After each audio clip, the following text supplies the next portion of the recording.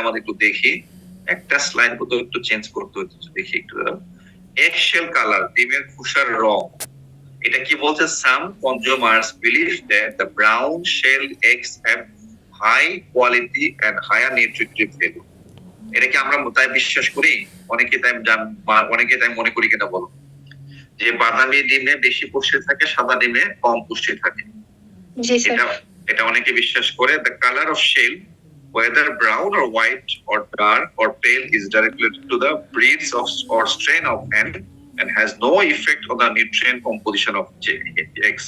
অর্থাৎ ডিমের খোসার রং হালকা বাদামি, গাঢ় বাদামি, সাদা, যাই হোক না কেন, এটা হচ্ছে ইন্ডিভিজুয়াল চিকেনের জেনেটিক্যাল বৈশিষ্ট্য, এটার সাথে ডিমের পুষ্টিমানের কোনো সম্পর্ক নেই। আচ্ছা, এটা একটু পরে নিবা, আমি এত ডিটেলস পড়ছি না, একই জিনিস আছে এখানে। আচ্ছা, এই স্লাইডটা একটু তোমরা বাদ দিয়ে দিবা, কারণ এটা এখানে ভুল করে চলে আসছে। কারণ আমি বলি কেন চলে আসছে, ডিমের কুসুমের কালারের সাথে কোনো পুষ্টির সম্পর্ক নেই, এটা আসলে আগে আমরা মনে করতাম এক সময়, কিন্তু এখন সেটা মনে করি না। কারণ এখন আমরা জানি অলরেডি ডিমের কুসুমটা যত বেশি ইয়েলো হবে তত বেশি জ্যান্তোফিল এবং লিউটিন থাকবে, এবং জ্যান্তোফিল এবং লিউটিন হচ্ছে মানুষের চোখের দৃষ্টিশক্তি বাড়াতে সাহায্য করে। সুতরাং ডিমের কুসুমের কালারের সাথে পুষ্টির সম্পর্ক আছে। যদিও এখানে আমি এটা মিসকনসেপশন বলছি, কিন্তু এই স্লাইডটা তোমরা জাস্ট অ্যাভয়েড করবে। বুঝতে পারছো কিনা? কারণ এটা আগের দিনে আগের সময় আমরা পড়াইতাম, কিন্তু আমাদের যখন আমরা সায়েন্স ডেভেলপ করার পর আমরা জানতে পেরেছি, আমার আসলে স্লাইডটা বাদ দেওয়া হয়নি। তো তোমরা এটা ডিলিট করে দিবে, স্লাইডটা এটা বাদ দিয়ে দিবে। কারণ ডিমের কুসুমের কালারের সাথে কিন্তু অবশ্যই পুষ্টিমানের সম্পর্ক আছে। So please avoid this slide, এটা গোল করে এখানে চলে আসছে। আচ্ছা, ফার্টাইল ডিম এবং ইনফার্টাইল ডিম, এটা হচ্ছে কি, যে একটা হচ্ছে তোমার খাওয়ার ডিম, একটা হচ্ছে মেশিনে যে ডিম বসে ডিম। Some poultry experts say that the fertile eggs are more nutritious than that infertile, which is not true. বলছে যে ফার্টাইল ডিম বলতে যে ডিম থেকে বাচ্চা ফোটাবো সেটা বেশি পুষ্টি থাকে, সত্য নয়। Yes, developing embryo might provide nutrients, but the amount is very negligible.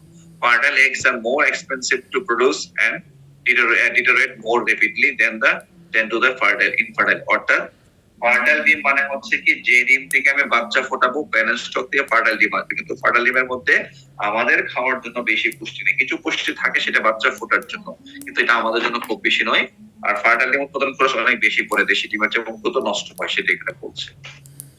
Organic, inorganic eggs. Organic মানে হচ্ছে কি, organic eggs are produced under a strict set of protocol.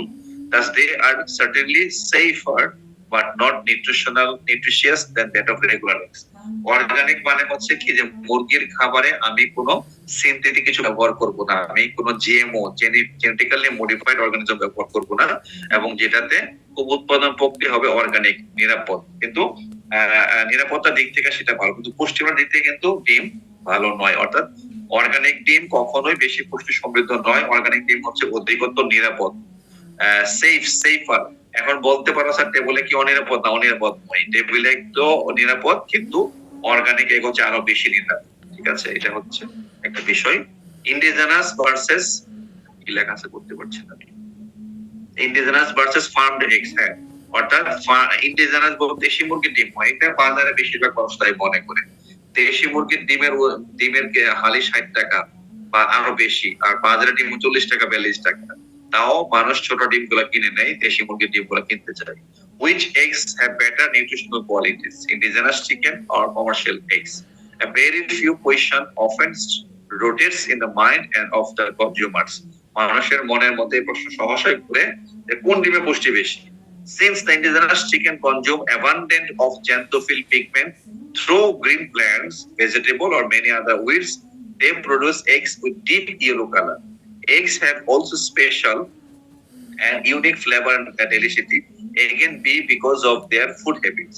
অর্থাৎ ইন্ডিজেনাস চিকেনের ডিমের পুষ্টিমান বেশি নয়, শুধুমাত্র কুসুমের কালারটা একটু ভিন্নতর হয়, কারণ তারা কিছু পোকামাকড়, কিচেন ওয়েস্ট এগুলা খায়, এবং তাদের ডিমেতে একটু একটা ফ্লেভার আসে, বা যেহেতু ন্যাচারালি তারা হয়। আর যেহেতু কমার্শিয়াল লেয়ার চিকেনের প্রোডাকশন খুব বেশি, তাদেরকে রেগুলার কম্পাউন্ড ফিড খাওয়ানো হয়, হয়তো তাদের ডিমের সেই গন্ধটা, যে সুস্বাদু গন্ধটা কম থাকে, বাট পুষ্টিমানের দিক থেকে কোনো বিষয় নয়, অ্যাস্থেটিক একটা ব্যাপার আসলে বেসিক্যালি, আর কিছু নাই। শেষ।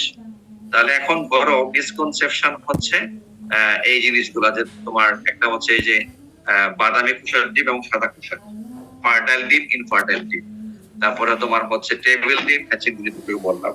তারপর তোমার হচ্ছে অর্গানিক ডিম, ইনঅর্গানিক ডিম। এগুলো হচ্ছে মিসকনসেপশন। আর অবশ্যই আবারও বলছি, ডিমের কুসুমের কালারের সাথে পুষ্টিমানের সম্পর্ক রয়েছে, সুতরাং পুষ্টিমান ভালো, ইয়কের কালার বেশি, পুষ্টিমান ভালো। আরেকটা পার্ট আছে তোমাদের একটু দেখিয়ে দেয়, সেটা হচ্ছে কি এটা বোধহয় এখানে দেখায় নাই। ও, সেটা হচ্ছে ফেক ডিম। একটু বলি, মুখে বলবি। ফেক ডিম হচ্ছে কি নকল ডিম। এক সময়ে, এখন না, এটা আজকে থেকে প্রায় আরো 4-5 বছর আগে মানুষের, তোমরা কি এটা শুনছো নাকি নকল ডিম সম্পর্কে? তোমাদের ধারণা আছে? আচ্ছা, তোমরা কি জানো বলো দেখি নকল ডিম সম্পর্কে? কার কি জানা আছে শুনি? কার কি ধারণা নকল ডিম সম্পর্কে? বানানো হয়েছিল স্যার। হ্যাঁ, এক্সপেরিমেন্ট পারপাস। আসলে কি নকল ডিম অস্তিত্ব নেই।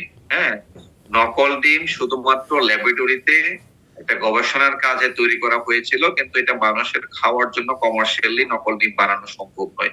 সম্ভব, কিন্তু এই নকল ডিম তৈরি করতে যে খরচ পড়বে, তার চেয়ে বরং তোমার আসল ডিমের খরচই কম। যেমন রেগুলার ডিম বাজারে একটা এখন কত, 11 টাকা সর্বোচ্চ দাম, এখন কমেছে দাম, কিন্তু নকল ডিম তৈরি করতে 15 টাকা 18 টাকা খরচ পড়বে। বাট একটা জিনিস তোমাদেরকে বলি, মাংস কিন্তু ল্যাবে তৈরি করা যায়। সিঙ্গাপুরে অলরেডি মাংস ল্যাবে তৈরি করছে, কৃত্রিম মাংস তৈরি করছে, এবং কৃত্রিম ডিমও তৈরি করা যায়।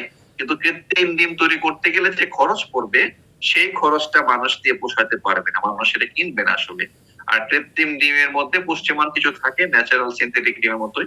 কিন্তু কৃত্রিম ডিম বাজার আসলে, এর এক নম্বর উত্তর হচ্ছে যে হ্যাঁ, কৃত্রিম ডিমের অস্তিত্ব ছিল এক সময়, এখনো হয়তো আছে, বাট সেটা রিসার্চ পারপাসে, গবেষণার জন্য, এটা মানুষের খাওয়ার জন্য নয়। এটা চাইনিজ সায়েন্টিস্টরা বানিয়েছিল। কিন্তু কৃত্রিম ডিম বাজারে এই জন্য ছাড়বে না, কারণ কৃত্রিম ডিম তৈরি করতে যে খরচ পড়ে, তার চেয়ে বড় প্রাকৃতিক ডিম বা আসল ডিমের খরচ অনেক, উৎপাদন খরচ অনেক কম। এজন্য মানুষ বেশি টাকা দিয়ে কৃত্রিম ডিম কিনবে না। তারপরও আমি তোমাদেরকে, যে তোমার এই জিনিসটা মাঝে মধ্যে প্রশ্ন আসে, নকল ডিম, ভেজাল ডিম, কৃত্রিম ডিম, এই জিনিসটার জন্য আমি তোমাদের একটা আর্টিকেল দিয়েছি, খুব সহজ একটা আর্টিকেল আছে, তোমাদের পড়তে হবে। হ্যাঁ, পড়ে নিলে আমরা এটা বুঝতে পারবো যে আমাদের এই জিনিসটা না। এখন তাহলে একটু সামারি করে আজকে ক্লাসটা, আজকে আমরা 3টা জিনিস নিয়ে আলোচনা করলাম। একটা হচ্ছে আমাদের ডিজাইনার এগ, তারপরে হচ্ছে আমাদের মিসকনসেপশন, আর হচ্ছে ফেক এগ। তার আগে আমরা ডিমের কিছু নন ফুড ইউজের কথা বলছিলাম, যে ডিমের কিছু নন ফুড ইউজ আছে। এই নন ফুড ইউজ গুলো সম্পর্কে আমরা আলোচনা করছিলাম ডিমের একটু। এই হলো মোটামুটি ভাবে আমাদের আজকের আলোচনা, এবং আজকের আলোচনার মাধ্যমে আমাদের ডিম সম্পর্কিত মোট 4টা না 5টা ক্লাস আমরা শেষ করে ফেললাম আর কি। এখন আমরা একটু দেখি, তোমাদেরকে আমি একটু স্ক্রিন শেয়ার দিচ্ছি, দাঁড়াও একটু স্ক্রিন শেয়ার দিয়ে দেখি, দেখো যায় কিনা। একটু খেয়াল করো, দেখতে পাচ্ছ তোমরা? একটু খেয়াল করো যে আমাদের সিলেবাসটা একটু খেয়াল করার চেষ্টা করো। আমরা যদি দেখি, দেখো ওই যে আমরা এই অংশটুকু শেষ করলাম, এই যে তোমার যেটা এখানে আছে লাল রঙে দিয়ে দিই। এখানে কি বলছে দেখো, আমরা 4টা ক্লাস বলছিলাম, 5টা ক্লাস নিলাম নাকি না? 4টা ক্লাস নিয়েছি, 4টা ক্লাস নিয়েছি। আচ্ছা, এখানে কি ছিল দেখো, definition, composition of egg, structure and formation of egg, food bill of an egg, egg abnormalities, effects of eating raw and cooked fish. আচ্ছা, এটা একটু বলা হয় নাই, র এবং কুকড এগস। র এগ মানে হচ্ছে কাঁচা ডিম, আর কুকড মানে হচ্ছে রান্না করা ডিম। কাঁচা ডিম খাওয়া যাবে না। কাঁচা ডিম কেন খাওয়া যাবে না? কাঁচা ডিমের মধ্যে অনেকগুলো অ্যান্টি নিউট্রিশনাল ফ্যাক্টর থাকে। কাঁচা ডিমের মধ্যে অ্যান্টি নিউট্রিশনাল ফ্যাক্টর, অর্থাৎ মানুষের পেটের জন্য হজম হবে না এরকম অনেক কিছু কাঁচা ডিমে থাকে। যেমন তোমার ওবিমিউসিন, ওবিমিউকোয়েড, এই ধরনের অনেক কিছু থাকে যেটা কাঁচা ডিম মানুষের হজম হয় না। তাছাড়া কাঁচা ডিমের কুসুমের মধ্যে সম্ভবত সালমোনেলা থাকতে পারে, যদি সেটা ভার্টিক্যাল ট্রান্সমিশন হয়। কিন্তু এই জন্য ডিম করতে হবে কি, তোমার রান্না করে খেতে হবে। ডিম রান্না করে খাওয়ার অনেকগুলো উপায় আছে। একটা হচ্ছে সিদ্ধ করে খেতে পারো, ডিম ভাজি করে খেতে পারো, ফুল বয়েল করতে পারো, হাফ বয়েল করতে পারো, মামলেট করতে পারো, এগ অমলেট করতে পারো, ডিম পোস্ট করতে পারো। কিন্তু ডিম পোস্টটা খেতে আমরা না করি, কারণ ডিম পোস্টটা খেলে কুসুম কাঁচা কাঁচা থেকে যায়, কুসুমের মধ্যে এক ধরনের ব্যাকটেরিয়া থাকে। সুতরাং যদি কুসুম খেতে চাও বা তুমি কুসুম খেতে চাও না, তুমি যদি পোস্ট খেতে চাও, কুসুমটা যেন জমে যায়। তারপর ডিমের স্যান্ডউইচ খাওয়া যায়, ডিমের পুডিং খাওয়া যায়, রান্না করে এগ কারি খাওয়া যায়, এগের কাটলেট তৈরি করা যায়, অনেক কিছু। ডিমের প্রচুর আইটেম আছে ফুড বেরোতে, এবং ইভেন বাজারে বর্তমানে ডিমের কুসুমের পাউডারও কিনতে পাওয়া যায়, এগ পাউডার, এগ ইয়ক পাউডার। অনেক বাচ্চারা ডিম খেতে চায় না, কিন্তু ডিম অত্যন্ত পুষ্টিকর খাদ্য, খাওয়ার দরকার। এখানে করে কি, ডিমের কুসুমের পাউডার আছে, ওই দুধের পাউডার পানি দিয়ে গুলিয়ে খাওয়া যাবে, এটা বাচ্চাদের খাওয়ানোর জন্য।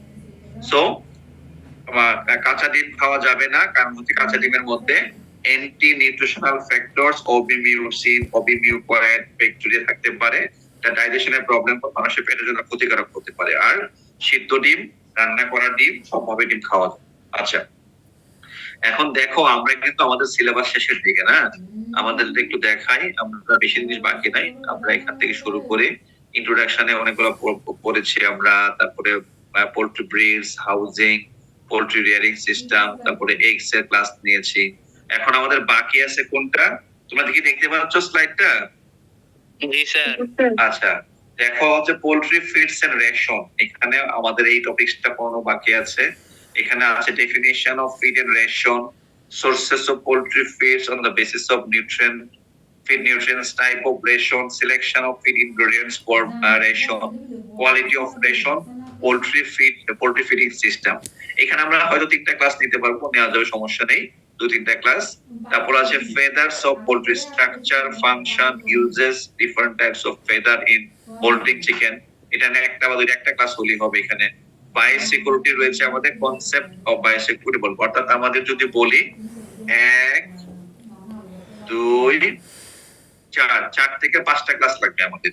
মনে করো পোল্ট্রি ফিডস এন্ড রেশন 3টা ক্লাস, 6টা ক্লাস নেই। ফেদার আমরা বলছি, ফেদারে হচ্ছে 2টা বা একটা, আর হচ্ছে বায়োসিকিউরিটি, আর 5 থেকে 6টা ক্লাস লাগবে, ম্যাক্সিমাম 5টা ক্লাস, 4 থেকে 5টা ক্লাস লাগবে আমাদের। হ্যাঁ, তাহলে আমরা সামনের ক্লাসে আমরা একটু ওইটা করব, ফেদার যেটা বললাম, feather structure, function and uses of feathers, different types of feathers, moulting in poultry, এই জিনিসটা সামনের ক্লাসে আমরা একটা বা দুইটা ক্লাসে পড়বো। তারপরে হচ্ছে আমরা পোল্ট্রি ফিডস এন্ড রেশনের 3টা ক্লাস নেব, আর বায়োসিকিউরিটি একটা ক্লাস নেব। তাহলে আমাদের ক্লাস সিলেবাস শেষ হয়ে যাবে। আর এমন তোমাদের সঙ্গে যদি দেখা হয় ফিজিক্যালি, তাহলে পরীক্ষা নেব, বাকি ক্লাসগুলো তোমাদেরকে প্র্যাকটিক্যাল সব অনলাইনে বাকিগুলো এটা করে দেবো আর কি। তাহলে আমি কি মোটামুটি ভাবে সামারি করতে পেরেছি আজকের ক্লাস এবং সিলেবাস? হ্যাঁ, এসএন হাত উঠিয়েছো কেন, কিছু বলবা? স্যার শোনা যাচ্ছে? নাকি ভুল করে উঠে গেছে? হ্যালো স্যার, শোনা যায়? আমাদের আচ্ছা, তাহলে আমরা একটু আগে অ্যাটেন্ডেন্সটা দিই।